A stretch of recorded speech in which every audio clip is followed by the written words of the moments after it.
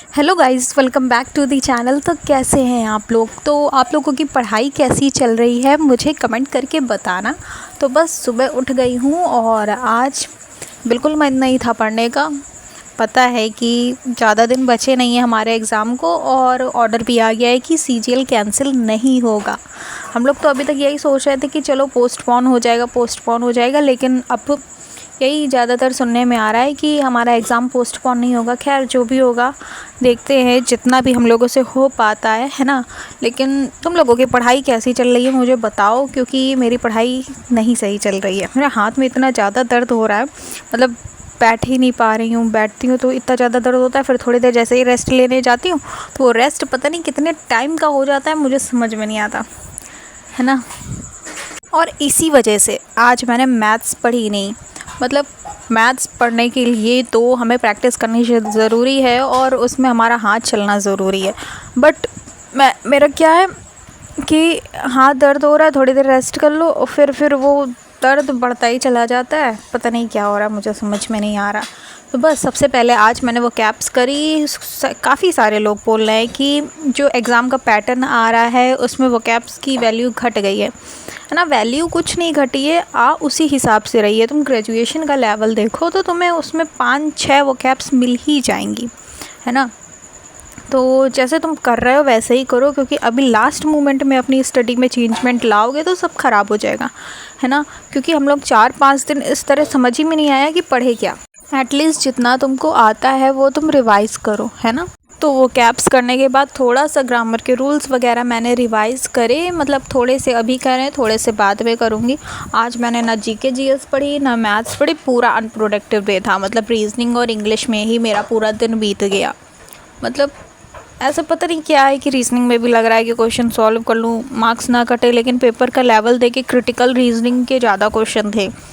तो मुझे वही लग रहा है कि वो 4-5 दिन जितने भी बचे उतने में मुझे समझ में आ जाए कि हाँ कैसे करना है, क्या करना है। एटलीस्ट रीजनिंग में तो मार्क्स नहीं कटे, है ना।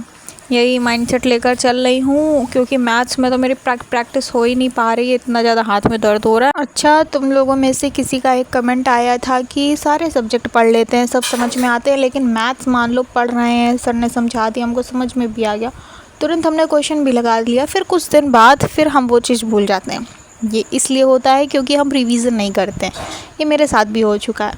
देखो, जैसे आपने एक चैप्टर आज ख़त्म किया, मान लो परसेंटेज पढ़ रहे हो, परसेंटेज में एटलीस्ट सर ने करवाए होंगे 200-300 क्वेश्चन करवाए होंगे, ठीक है। तो उन 200-300 क्वेश्चन में तुम्हें 50 क्वेश्चन ऐसे सेट करने हैं जो मतलब पूरे का निचोड़ हो, यानी कि पूरे चैप्टर का रिवीजन हो, जिसमें, है ना। मैंने आप लोगों को कल ही वीडियो शायद पोस्ट किया था और उसमें मैंने आप लोगों को बताया था कि नोट्स कैसे बनाते हैं। जैसे सर ने एक टाइप के 10-15 क्वेश्चन कराए, लेकिन तुम उस टाइप के 1 या 2 क्वेश्चन ही अपनी नोटबुक में नोट करो।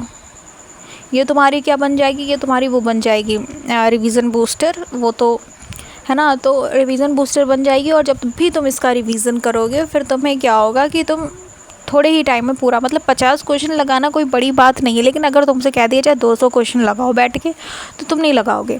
तो 50 क्वेश्चन ऐसे सिलेक्ट करो जो हर टाइप के हो, और उसको करने के बाद तुम्हें और कुछ करने की ज़रूरत ही ना हो, है ना। इस तरह अपने नोट को हमें कंसाइज करना है। लेकिन ये तभी हो सकता है जब हमने पूरा चैप्टर अच्छे से पढ़ लिया है और अच्छे से प्रैक्टिस कर ली है। फिर अपने नोट्स को तुम उस हिसाब से रेडी करो और फिर वीक में 1 या 2 बार उस चैप्टर को गो थ्रू करो, मतलब पूरा अच्छे से उसका रिवीजन करो। तो इस तरह से तुम्हारा होगा, क्योंकि मैथ्स रिवीजन मांगती है, प्रैक्टिस मांगती है, तभी हमें मैथ्स आती है, वरना तो हम भूल ही जाएंगे। बाकी सब्जेक्ट है कि हम मुँह से पढ़ के सब कुछ कर लेते हैं, लेकिन मैथ्स में हमें प्रॉपर प्रैक्टिस करनी होती है। तुम एक टाइप के 10-15 क्वेश्चन लगाओ तो तुम्हारी मतलब हैबिट में आ जाएगी और तुम्हें समझ में आएगा कि ये क्वेश्चन किस तरह से होगा, और तुम्हें मतलब तुमसे होने लगेंगे क्वेश्चन। यही है तुम्हारे साथ एग्ज़ाम में होता है। अब मान लो तुमने बहुत अच्छे से प्रैक्टिस कर ली, तो तुम एग्ज़ाम में स्क्रीन में वो तुम्हारे सामने क्वेश्चन आया तो तुम्हें एकदम से समझ में आ जाएगा कि हाँ इस क्वेश्चन को ऐसे सॉल्व करना है ना। तो इस तरह करना होता है मैथ्स में, ठीक है। तो बस रेडी हो गई और सूरज भगवान जी को जल वगैरह चढ़ाया और नीचे आकर मैंने सोचा आज मैं पैसेज सॉल्व करूंगी, क्योंकि एग्ज़ाम में पैसेज के क्वेश्चन आ रहे हैं।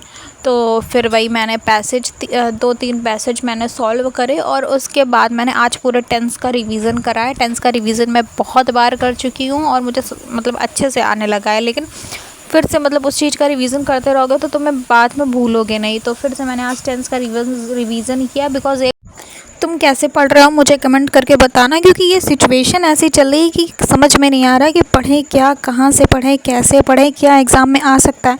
जबकि हमें हल्का बहुत पता चलेगा कि हाँ इस तरह से एग्ज़ाम में आ रहा है, लेकिन फिर भी ऐसे जैसे पहले स्मूथली पढ़ाई चल रही थी और समझ में नहीं आ रहा था, समझ में अच्छे से आ रहा था कि हाँ स्टार्टिंग में हम वो कैप्स कर लेंगे, फिर इंग्लिश कर लेंगे, फिर मैथ्स पढ़ लेंगे, फिर रीजनिंग, मतलब एक प्रॉपर शेड्यूल बना हुआ था। अब पूरी शेड्यूल की बैंड बज गई है ना। तो पढ़ने बैठो तो पहले सोचना पड़ता है कि स्टार्ट कहाँ से करूँ, है ना। तो मतलब इस टाइप से, क्योंकि रीजनिंग भी अब इस तरह की आने वाली है कि तुम एक गो में सिर्फ 15 से 16 क्वेश्चन ही कर पाओगे। कहाँ तुम पहले एक गो में 23-24 क्वेश्चन कर लेते थे, लेकिन अब सिर्फ 15 से 16 क्वेश्चन ही तुमसे हो पाएंगे।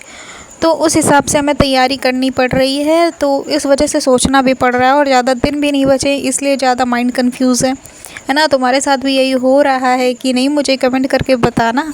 और चैनल पर न्यू हो तो सब्सक्राइब कर लेना, वीडियो पसंद आई हो तो अपने दोस्तों के साथ शेयर कर देना, है ना। तो बस छत में आई और फिर मैंने रीजनिंग के कुछ क्वेश्चंस वगैरह सॉल्व करे और बस यही इतना ही था आज का स्टडी सेशन। और इससे ज़्यादा मैं कर भी नहीं पाई क्योंकि हाथ में मेरे दर्द होने लगा था। फिजियोथेरेपिस्ट के पास गई थी, लेकिन उनकी फ़ीस बहुत हाई है, इसीलिए थोड़ा भी रुकी हुई हूँ। लेकिन हाँ करवाऊँगी तो है ही, क्योंकि हाथ का पेन मुझसे सहा नहीं जा रहा है। तो बस आज का वीडियो यहीं तक था। कैसा लगा कमेंट करके ज़रूर बताना। चैनल पर न्यू हो तो सब्सक्राइब करना मत भूलना। और तुम्हारे दिमाग में भी कोई आइडिया हो तो मेरे साथ ज़रूर शेयर करना। और अभी तक तुमने मेरा टेलीग्राम चैनल नहीं ज्वाइन किया है तो उसकी लिंक चैनल के डिस्क्रिप्शन में है, तो ज्वाइन हो जाना। बस मिलते हैं नेक्स्ट व्लॉग में, तब तक के लिए बाय बाय, थैंक यू।